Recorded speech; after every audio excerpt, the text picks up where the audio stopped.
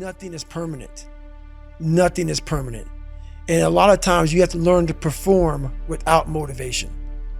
You have to learn to perform without purpose. You have to learn to perform a lot of different things. And that's what people think. They think I need to have this motivation to work out, to study, to be better. So if they don't have it, they just don't fucking do it. And that's where you fail. You have to learn to train your mind well beyond motivation. If you have motivation, that's great. That's some kindling to the fire. All it takes is a little bit of fucking spark, you can burn a whole forest up. But motivation, you have to learn to exist without it. You have to learn to be, you have to be your best self when you're least motivated. And that's the tricky part about all that shit. Motivation is just a word. You have to have these different things in your mind on where you want to go and know that motivation is not going to get me there. Because I'm not going to always be motivated. Jocko said the exact same thing. He said that discipline eats motivation for breakfast. And discipline is good too. But without a clear headspace, there's no discipline. What do you mean? So let's say we have a circuit breaker, okay? And I'm loading everything up to one fucking circuit. Just load it up. It's gonna fucking blow. And once that thing blows, man, the circuit's all fucked up. You gotta have each thing plugged into the right spot, like a fucking crowded garage. You can't put anything in it. Once your brain is crowded, discipline is great, motivation is great, but if you can't fit shit in your brain because it's all fucking cluttered with shit, there's no discipline. You may have it sometimes when it fits in that crowded garage of your mind, but you don't have the consistency that you need to have with that discipline. So what are you talking about here? Are you saying doing self-work and reflecting on you as an individual? Are you doing therapy? I call it mental zones. I don't get into it much because it would be here all day. But basically, is you're organizing your mind so you can put that discipline. So a lot of people talk about discipline. Okay, great. Why do you fall off the fucking wagon? Why can't I continue with this routine? Going to the gym, being better, waking up early, eating the right foods. It's because maybe it's your kids, maybe it's your wife, maybe it's your job, and it's all just stuffed in your fucking brain. You don't have it compartmentalized and organized in these nice shelves. Like you look in the garage, it's all fucking a nice organized militant garage. Hey, where are my dumbbells? Right there. A lot of people whose brain, hey, where's my dumbbells? Let me look. They're fucking throwing shit, they're looking through totes, they're all fucked up. So where am I gonna put discipline in that mind if I can't find other shit? You gotta be able to find all these different things in your mind. Oh, I can put discipline right there. I can put consistency right there. I can put all these things right there in that spot. So that's what I'm talking about. If your life is not organized, and your life being everything around you, because it takes one little fucked up piece of an outside interference to clutter your whole mind. Your mind has to always be clear. That's why I meditate 2 hours every single night, because I refresh, I reorganize the garage, which is my mind, every night. So then discipline's in there, organization, everything is in this right spot. So when I wake up, I'm ready to go. What does a morning look like for you at the moment? Have you got a routine of some kind? Yes, I run every single morning. So that's what time are you up? When are you waking up? I'm up about 5:30. So every morning starts with a run. And that's because that's the one thing I hate to do more than anything in the world. So that's like my cup of coffee. And I'm all about armoring yourself. So the second you leave your house, and the second you open your phone, the second you do any of that shit, you are now letting in poison and cancer. So I make sure a lot of things you can't avoid. So as I get up, I start to armor plate my mind and body. Like a person's going to war, you put your body armor on. That's what I'm doing on that run. I'm waking up and I'm giving myself all this armor. So when I come out in the world, now look at that phone, I'm ready. I'm not waking up late. I'm not rushing around. I'm not disorganized, because I know I'm gonna get hit in the fucking mouth. There's an art to getting hit in the fucking mouth. And that is why these things are important. You have to wake up and you have to give yourself belief. You have to give yourself confidence. So it starts with that run. So after the run, I come home, I eat something small. How long's the run typically at the moment? Nowhere under 12 miles. So 12 miles is the minimum. And what are you getting that done in? How long?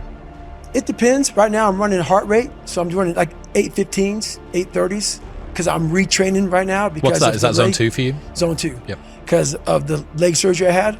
So I'm going back, starting from scratch. So anywhere from about 1:30 to 2 hours, I run every day. Mm-hmm. So you're fasted on the morning? Yes. Up, straight out? Straight out. 90 minutes to 2 hours of running, back, yep. Eat, and I'm in the gym. So, and then after that, to whatever's on the plan for the day. That's how that works every day. Given all of this trauma that you go through, why would you choose to go back and see this tyrant of a father for one last time? It was the only way for me to move forward. So, like a lot of times, if your back is hurting, it may not be your fucking back. It may be something else in your body that's making your back hurt. For me, I'm like, man, why can't I get past this fucking hurdle? So like I said, I'm always examining myself every day. What is it? What is it? Well, there's only one thing you haven't examined yet, and it's going back to the beast, going back to the demon. So when I went back to him, I realized that was the unsolved mystery. I had to look that man in the eye one more time. Like how I studied that Navy SEAL talking shit and lying, I got it from this part right here in the book. I went and I didn't see him anymore as this beast.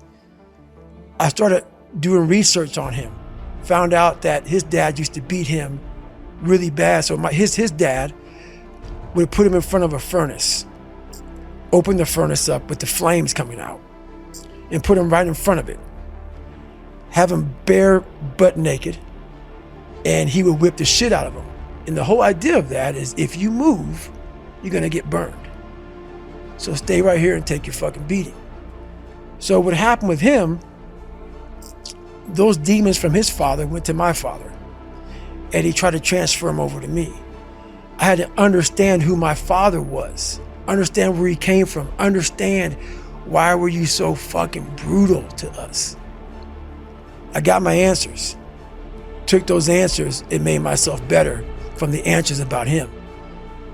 And so that's why it was necessary for me to go back. I was looking for an apology, so then maybe I could just go be a loser and understand that you fucked me up. Why would the apology make you a loser? It would make me feel vindicated. Justified. Yes, like, man, you did this to me. I can go be a loser now. My failings are okay. This okay. Yep. Because you did this. So I was looking for that. And when I went there, I realized, because this voice in here was saying, it's not your dad's fault. Now I'm like, nah, man. Because this voice over here always said, it's your dad's fault. This other voice started tuning in, was loud, started getting louder. The more I drove to Buffalo, was saying, you get to face a lot of shit, young man. You got a long journey ahead of you, because you're going to find out that while your dad did a lot of shit to you, you're going to have to fucking make it on your own. And the voice got louder and louder and louder. And by the time I got to that door, and by the time I was leaving that house, instead of me feeling sorry for myself, I started to do a live autopsy. Because a lot of people, when you die, they figure out why you died. They figure out how you died in the autopsy. But we never do a live autopsy to figure out why we're dying while we are alive. And I was dying. I was living every day, but I was really dead. And so I figured it out.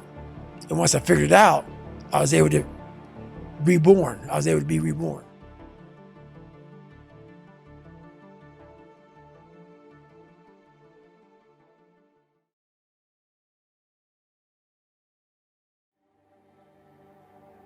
So let's say you have no races. Let's say you have no classes, no nothing.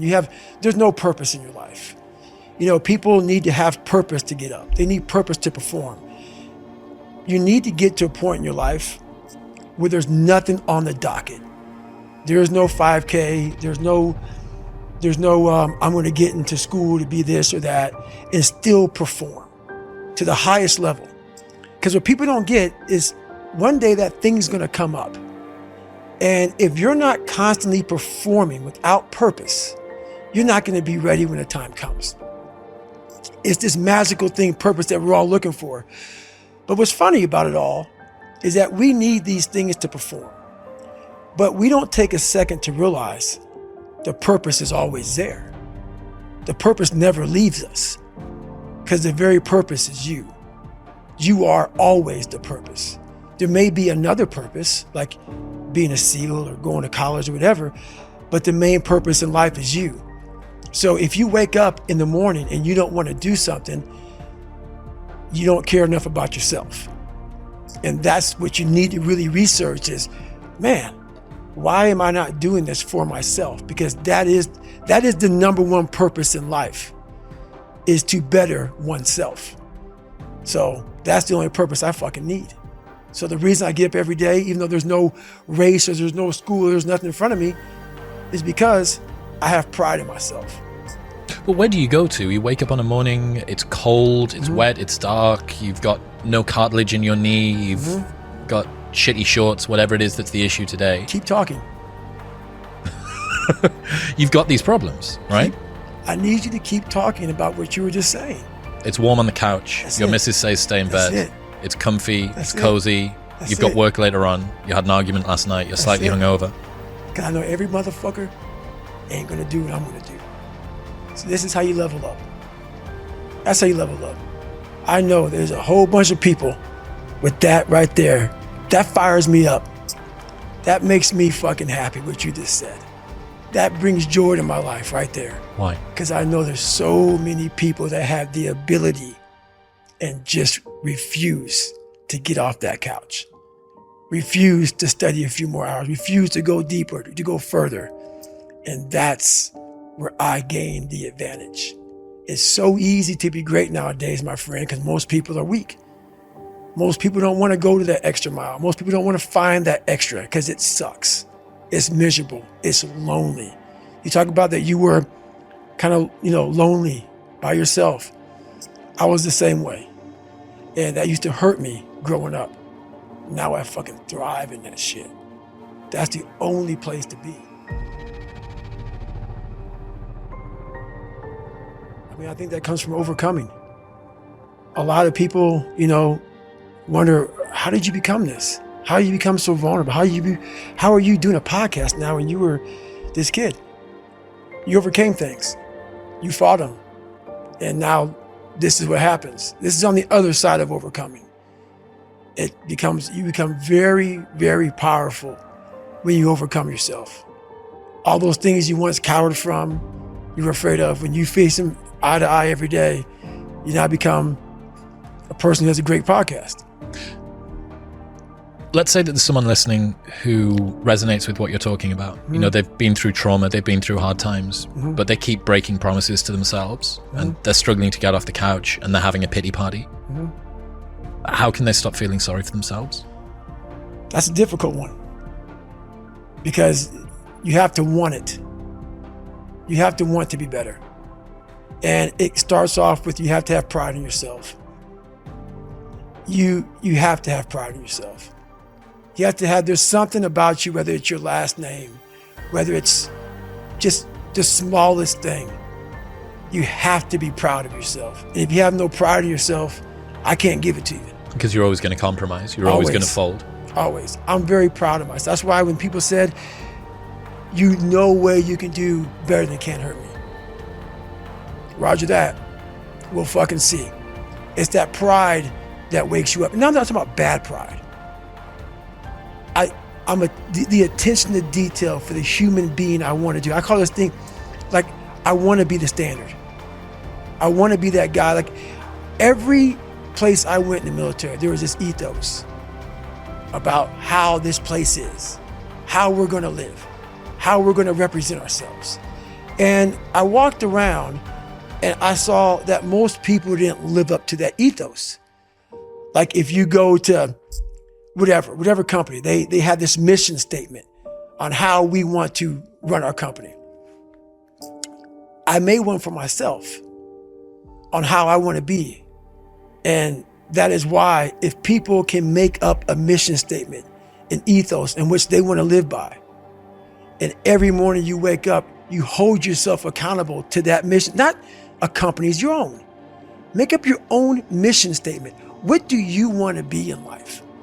And once you do that, now you can work with somebody to get better. You can work with yourself to get better. But until you know what you want to stand for, you will always just be sitting down. You'll never stand for anything. I'm trying to build people up. I'm trying to armor their mind.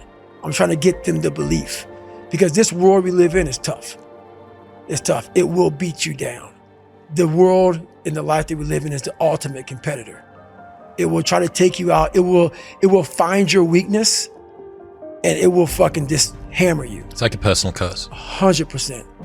So if I can help you build belief, build confidence to the point where nothing can hurt you because you know exactly who you are. You've faced your demons. You've been able to go on an audio book in your mind. Maybe you didn't write a book, but in your mind, you were able to hear all your past traumas. You were able to listen to them. You're able to fucking say, okay, now I can now talk to people about what I went through. I'm no longer embarrassed. I'm no longer ashamed. Being ashamed is one of the biggest things that kill people nowadays. In their minds, kill them from moving forward. I'm ashamed of myself. Don't ever be ashamed of anything you've done in your life. Face it, fix it, make it better. We are humans. But then again, if you always think that we're humans, you will always just be a human and always make the same fucking mistakes. You must take this knowledge that you learn from all this shit is knowledge. So I'm just trying to give people that strength to go in the archives of your life. Because while you're probably fucked up, it's probably something happened to you in your life. Go through the archives, dig it up, study it, and then use it for yourself. That's the main purpose for me right now.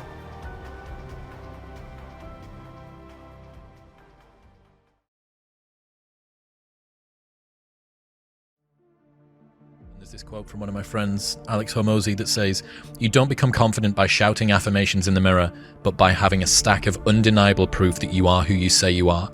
Outwork your self-doubt." Yes. That's nailed. Nailed. Completely nailed. Yes, because a lot of people will, and some of these motivational people out here, it's the funniest thing in the world to me. They'll go and say, when you wake up in the morning, pound your chest. You know, fucking look at yourself in the mirror and do all this fucking bullshit. I hope it works. What works for me is that everyday resume. The things I know I've accomplished, the things I know I've done, real hard work, the real calluses on my mind, the real calluses on my hands. That's it. You don't need to pound your chest in the mirror fucking anymore if you have that. It seems like, especially with confidence, right, or self-esteem, there's a relationship between confidence and competence. Mm-hmm. So what you're looking to do is try and have what you believe that you can do be ahead of what you can do. Right. Now, you're not looking for it to be delusional. You don't want it to be able to believe that you can do something like fly, right? But you need to have a relationship between the two. But what people are asking for is for their confidence to be so far ahead of their competence that, or without having even been competent at anything in the beginning. And that's just delusion. That's fantasy. Right. Well, I believe that you have to build belief. Belief is like, there's an after school special belief where the mom says, believe in yourself. And that's all great. But there's also a built belief. And the built belief is one where you are constantly, like for me, I came from a bad place. How I build belief is through the daunting tasks I put myself through. So that's proof positive that I can. So it correlates. And that's how this piece of shit kid that I once thought I was built belief by saying, I was in 3 Hell Weeks. I went to Ranger School. I tried out for Delta Selection. Undeniable stack of proof. That is proof, motherfucker. So whenever you think you can't, confidence comes from the thing that you built. You must build belief. You must build confidence. It can't be like, hey, I'm gonna knock that shit out. You gotta look over here and say, I can knock that shit out. It's belief. and it's built on what you put in to yourself. Nietzsche said, "I know of no better life purpose than to perish in attempting the great and impossible. The fact that something seems impossible shouldn't be a reason to not pursue it. That's exactly what makes it worth pursuing. Where would the courage and greatness be if success was certain and there was no risk? The only true failure is shrinking away from life's challenges." You nailed that one also. 2 for 2. You nailed that one also, man. Yeah, it's that dealing with laziness and self-doubt thing, I think. And I do wonder how many people use the look in the mirror, pound the chest, stare into your eyes, say your affirmations, don't get the results, and then lose confidence. Well, that's part of it. A lot of it is limited horizons. Limited horizons are like, I use me as an example always. I came from a small town in Indiana where there was a handful of black families. And a lot of people in that town, when you come from a town of 8,000 people, it's like we had a local plant, Great Dane. And you're like, you know what? I want to work at Great Dane and get a house next to my mom. That's what you know. So many of us come from these small places in our mind that we're not willing to think outside of only what we've seen. Our mind works in such a small compartment. And one thing I was able to do was to dream. Many people, but don't make dreams your fucking master. But I was able to dream outside those fucking four walls of that small town. And until you're able to really put yourself into that dream, but don't make dreams your master, that's where you truly become what you're destined to become. What do you mean, don't make dreams your master? A lot of people sit back and they dream about being a sports figure, or dream about being a SEAL, or dream about being an astronaut, and all it is a motherfucking dream. They don't put the work behind the dream. That dream has become their fucking master. When you become the master of your fucking dream is when you say, I want to go be a Navy SEAL, and you say, okay, I'm gonna lose 106 pounds in less than 3 fucking months. The dream was the one thing I thought about, and the dream was now gone. Now, what comes in, the dream goes away, and the fucking laundry list of fucking details and tasks come up. Gotta do this, gotta do this, gotta do this, gotta do this. That's when you become the master of your dream. So, a lot of people out there dreaming. Ryan Holiday says, talking about the thing and doing the thing vie for the same resources, allocate yours appropriately. That's it. That's it. That's the way it works as well. That's the way that the brain works. You can actually get these kicks of dopamine by telling your friends about, I'm going to be a Navy SEAL, I'm going to start my training next week, it's going to be great, I'm going to feel like this. It feels good. It feels good to talk about that shit, man. It actually makes you feel good, makes you feel proud, all that shit. But guess what happens? That alarm clock goes off at 4 a.m. to train. I don't want to be a SEAL today, or I don't want to be whatever today. I'll start tomorrow. And that's the usual pattern of people's lives.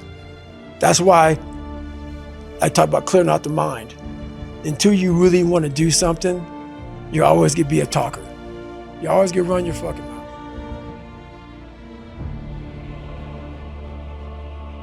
We all think about quitting when shit's hard.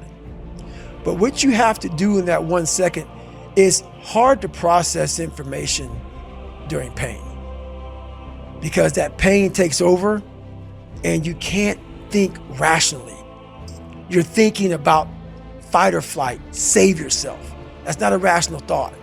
It's not a thought that's going to get you through hard times. Most people fail that 1 second. So what happens, what I do in that 1 second, and there's a bigger process to all this, but in that 1 second, I physically stayed in that water. Because if I get out of the water, I quit. So I physically stay in the water, but mentally, I'm on the fucking beach with the fucking instructors. And the instructors, it's cold outside, so they got these parkas on. They got their cup of fucking Joe, and they're warm because they've already been through it. So now it's your turn to go through it. So mentally, I get back with them. I'm still in the water physically, but mentally, I'm back with them. I'm chilling. I got my parka on, and now I'm thinking logically because I'm warm now. Mentally, I'm warm. I've taken that 1 second. Let's not quit yet, Goggins. Let's fucking think about your options. Where are you going to end up if you quit this shit? Where are you going to go? What are you going to say to yourself? Because you know you're going to get warm. The second you get out of this water, you could take a shower and you could be warm. And in 5 days you could be out. So I start thinking logically. I calm my brain down because your brain just wants to get the fuck out. Ring the bell, push your helmet down, get warm, and then you're really fucked. And these are the things you have to think about, the 1 second decision. So that's what that's all about. It's about gaining control of your mind, putting things back in the proper perspective, and then saying, I really do want to be here. And I'm going to have a bunch of these 1 seconds through this 130-hour journey. And I have to learn to control these, because if I fail one of these 1 seconds, I will not be a SEAL. I will not be a doctor. I will not be a lawyer. I will not be whatever the fuck it is. So that's how important that 1 second decision is. It's all about your mind takes control of you. You have to say, fuck you. I run this motherfucker. And that's what that's all about.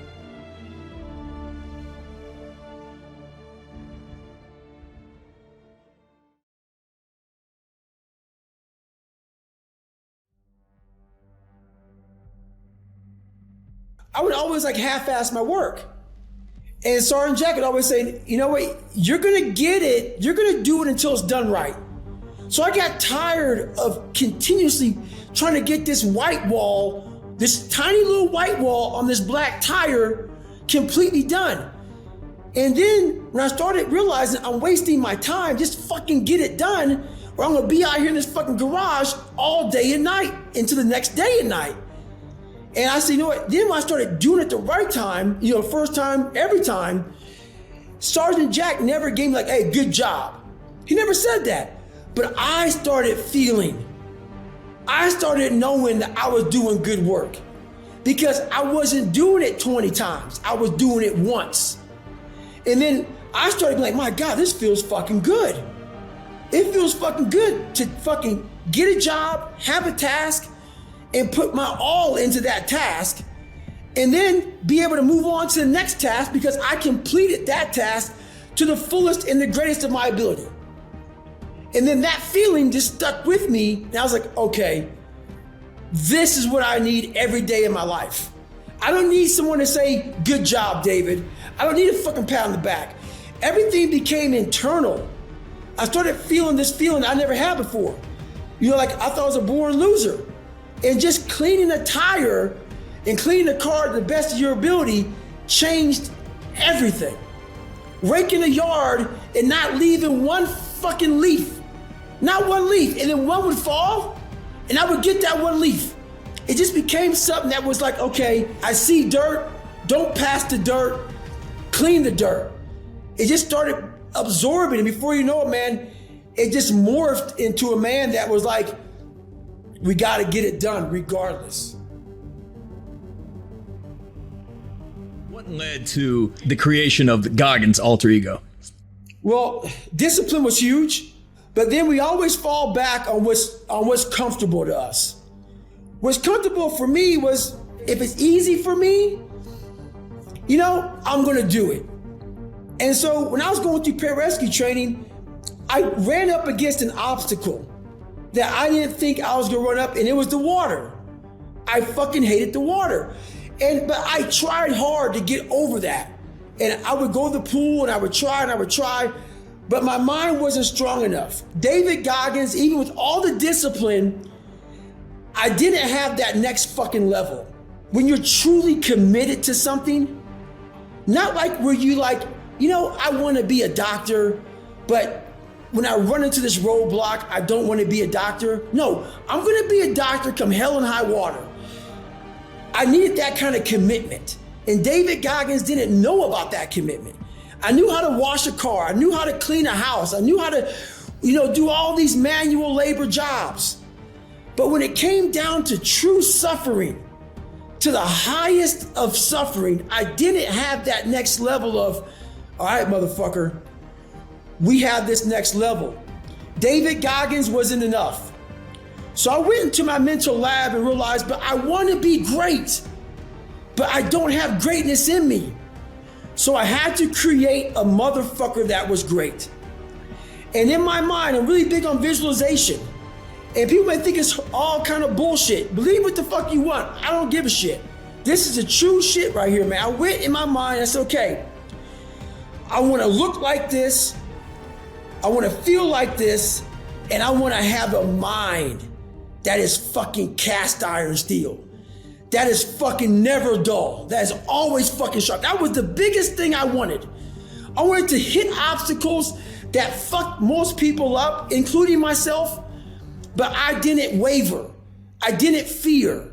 I didn't run away. I just stayed and marinated in the fucking fear, in the suffering. And through that, building Goggins, I will become Goggins when necessary. And I started to do these things on my own. I had my own training ground. I built a training ground. It wasn't Navy SEALs. If you go to Navy SEAL training not prepared, you're gonna quit. So I built this training ground on my own. And I started doing these horrific things that David Goggins couldn't handle. But Goggins started slowly coming up. I started putting that visualization of the guy I wanted to create. And in that water, when things got hard, when I was training on my own, Goggins would appear. Goggins would appear. When David Goggins would come up, Goggins would smack him the fuck down and say, no, motherfucker, we're gonna drag you through this. And that's kind of how it happened over a period of time. This man evolved. Goggins became the guy that can withstand all kind of torture and pain and keep coming after you. Nothing's permanent. Nothing's permanent. That's why I'm always big on, you have to keep what you want to be in the front of your mind, because you're going to always lose it within the suffering. And suffering, people always hear me say suffering, it's not just physical, man. There's so many forms of suffering out here, it's not even funny. And most of them are not physical. Most of them are psychological. So I'm going through this race. I get to mile 200 of my second Moab, and I'm doing well, but I'm in extreme pain, man. My fucking ass is raw. My damn feet are broken. I have 6 layers of tape on my, it's just, I'm jacked, man. I have 40 miles to go. I'm having this woe is me, why the fuck am I out here? I'm at high elevation, I can't breathe real well, everything's wrong.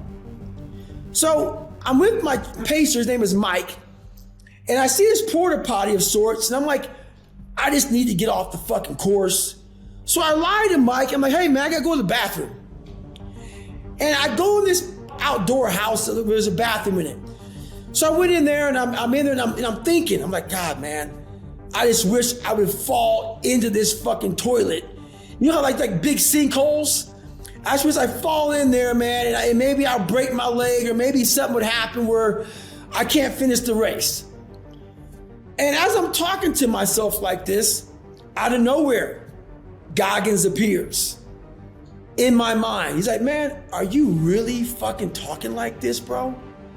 Imagine if you were to fucking be able to have people hear your dialogue right now, man. You came out here in 2019 and this course kicked your ass. And all you wanted to do was come back here. You trained on fucked up knees. You put so many miles in. You visualized all this. You've run this course 1,000,000 times. And now you're in a fucking porta potty like a little fucking bitch, whining and crying to yourself, lying to your pacer that you got a shit. So basically, what happened was Goggins got a hold of me and knifed David Goggins and stuck him in that porta potty, and Goggins came out. And when Goggins came out with 40 miles to go of a 240-mile run, it was the most epic ending of any race I can remember. That last 40 miles was something that I can't even describe. But what I will tell you is, once again, it shows you what the determined mind can do. There's no David Goggins. There's just David fucking Goggins. And that's what people don't get, man. David Goggins just changed his fucking mindset in that porta potty. My feet still hurt. My back was still aching. The pack was still heavy. Everything was the same. The only thing that changed was how I approached the situation. I no longer wanted to be a victim of that race. a victim in my mind. I wanted to dominate when most people would refuse to dominate. I wanted to dominate under the most harsh environment.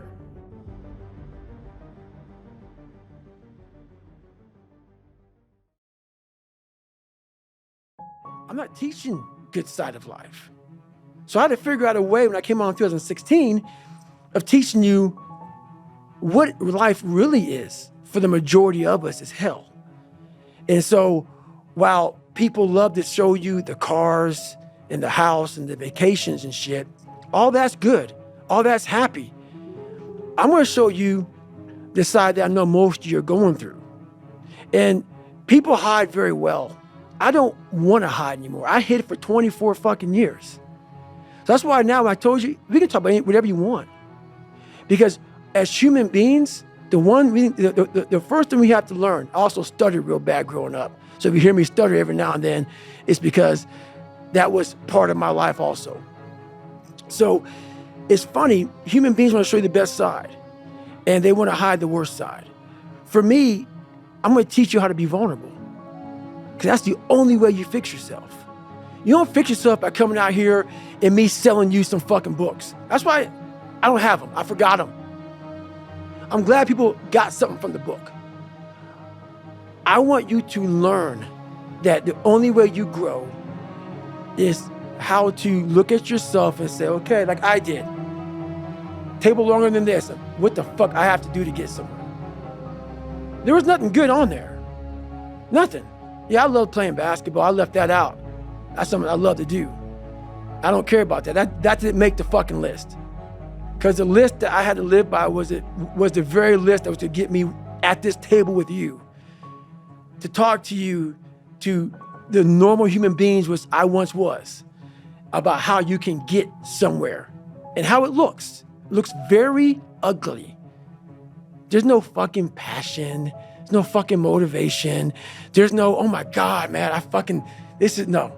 It's every day of your life just doing.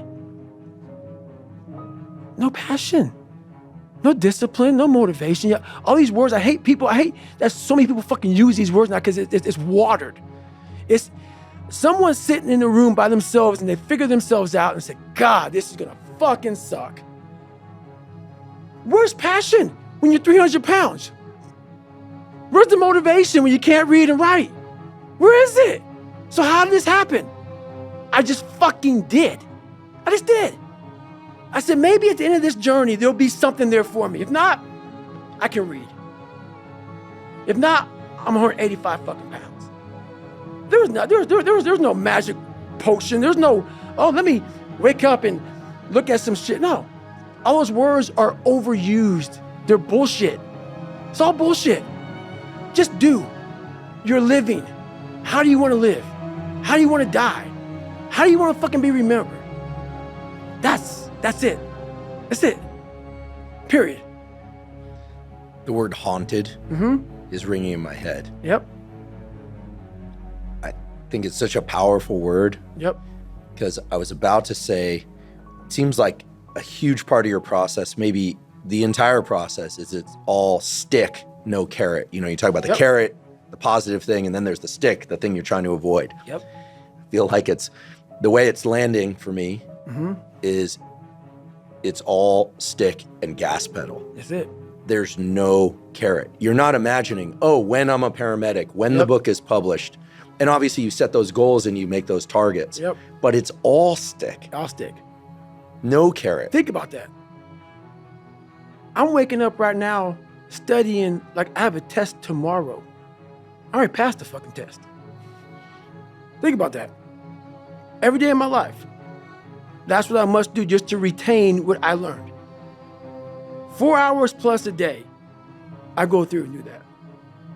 There's no stick, or there's only a stick. There's never been a carrot. Which is why when I speak to people, I have to figure out a way to resonate with them. Because all I want to say to them is, let me teach you the real life, how it really is. The reason why you're a loser, and the reason why you're not fucking making it, and the reason why you're trying to go through all these, I go to all these fucking conventions. speak all the fucking time. I look in the fucking audience and these people sign up fucking every year to go to convention, thinking they're gonna learn something fucking different. No, you're lazy. You know exactly what to do. Because even me, in my state of, I can't read and write, I knew exactly what to do. It just sucks doing it. It sucks to do it. It sucks to wake up every morning of your life and say, God, man, I'm not smart. So guess what I gotta do? I gotta study the same shit that I got one of the highest scores in the nation on, and do it again. It's not just there. It's not just there permanently for me. So yeah, it's all stick. It's all stick. The only carrot you have is like, maybe. Because whenever I take these tests that are real hard, in the back of my brain, it's like, a good chance you're not gonna make it, Goggins. This ain't you, bro. This ain't you. You weren't born like this. This ain't you, the real you, bro. Study all you want to, but the second that fucking computer comes on with 150 questions, this ain't you, man. And somehow, comes back, I passed. Passed again. But that real me back here every fucking time is saying, that ain't you, bro. That ain't you. And I have to outwork that voice. When I'm taking that test and I get to a question, I don't fucking know the answer, I'm like, fuck, man. And then say, I told you, man, that ain't you. You're 300 pounds, man. You sit at home, you figure out how to do your hair. That's what you do. How to come to school with the reverse baldness when you're 16. That's you. So there is no get out of jail free card. This is why I say stay hard. Because when you weren't given the gifts, the only thing you can do in life is stay hard. And I know people cannot stand me. They can't stand this talk. This is all you can do. There's no magic pill or a magic potion. All you can do is outwork the man that God created or woman in you. And what that looks like is unfun. That's why I said, do not do a documentary on me. Because people will not see the truth. They will see what they want to see. I don't want to live like that. Good. And you will live exactly the way you live now, questioning who you are, wondering what is possible, wondering what you are capable of doing. That's how that looks. Or you can be me, which, am I happy? I don't know. Never really thought about it. Don't really care about it. Because all I really cared about was when I looked in that fucking mirror, I saw a piece of shit. Happiness wasn't on the mirror at 16 or when I was 300 pounds. It wasn't like, oh, I'm looking for happiness. No, I'm looking at myself in the mirror and say, all right, motherfucker, you did it again today. You a bad boy. Because that shit sucks.